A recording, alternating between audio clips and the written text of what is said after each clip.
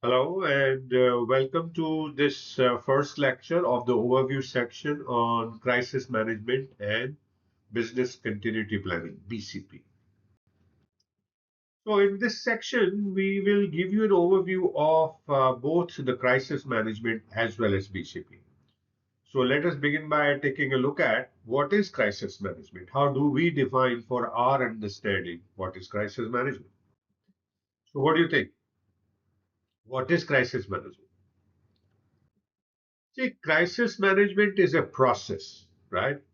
Process of preparing for, responding to, and recovering from unexpected events that can harm an organization, its stakeholders, or public.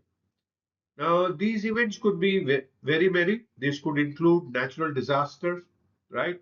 Cybersecurity breaches, product recalls, PR scandals, financial downturns, or anything else that can, threaten the organization's operations, reputation, and stakeholders. So it's a very wide term.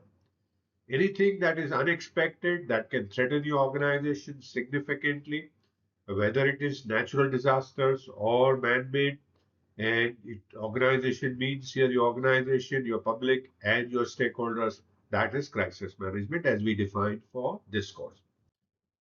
So, what are the key components of crisis management? What does it include? What are the various steps or parts of managing a crisis? So, first is to do what is called a first part of the crisis management is assessing the risk to prevent it. So, risk assessment and prevention. So, preventing risk and assessing that in reverse order is the first thing. And there, what you do is to identify potential risks and take measures to prevent crises before they occur. So, that is risk assessment and prevention. The second element of that is the crisis communications. So, once the crisis happens or just about to happen, you need to communicate in a transparent and timely manner with the stakeholders, including, employees, customers, media, and the public. So, crisis communication is the second part of crisis management and BCP.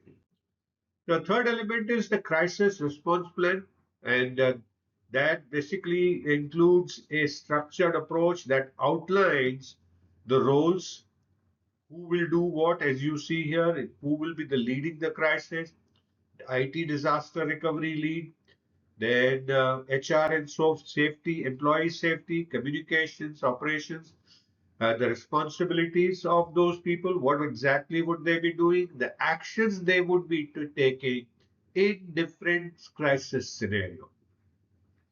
So this crisis response plan is a very important exercise in which you identify the crisis scenario based on the risk assessment done in the first step. And then you define who are the people who have these different roles, names, contact information, their responsibilities, and what would they do in such situation. The fourth element is recovery and business continuity. These are the steps to restore normal operation while learning from the crisis to prevent future occurrences.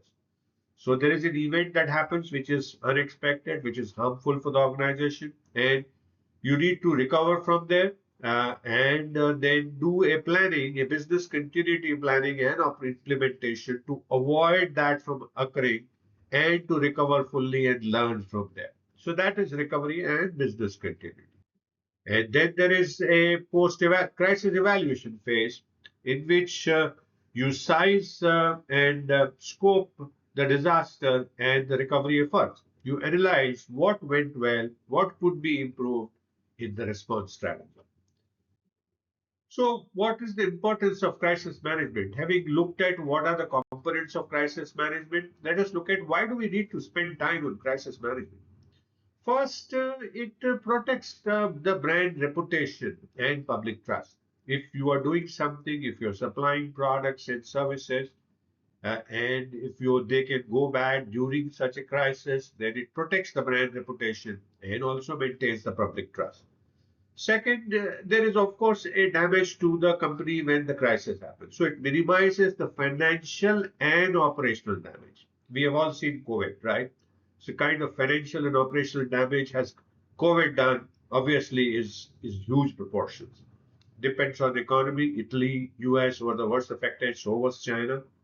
So that's a third thing is that why do we need to manage crisis is it ensures safety of employees and stakeholders. Again, example of COVID, it makes basically makes sure that people are safe, alive, and working. And this could be employees, it could be stakeholders. And finally, it helps organizations recover faster and more effectively.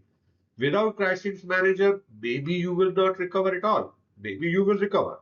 But what it does is the things are becoming will become under your control and say, okay, if similar situation like COVID happens again, what would we do so that we recover even faster than what we did during the times of COVID? So those are the importances of crisis management. So what do we do next? So having looked at what are the parts of crisis management and having defined it, we will look at some case studies of excellence in managing these crises from the history of business operations, right? So thank you so much for watching this first overview lecture in this course, Crisis Management and BCP. I hope you're beginning to learn new things, beginning to enjoy, and I do look forward to see you again in the next lecture. Please feel free to message me if you have any questions. I'll be happy to answer your questions and do download the PDF file to take a look at anything that you need to.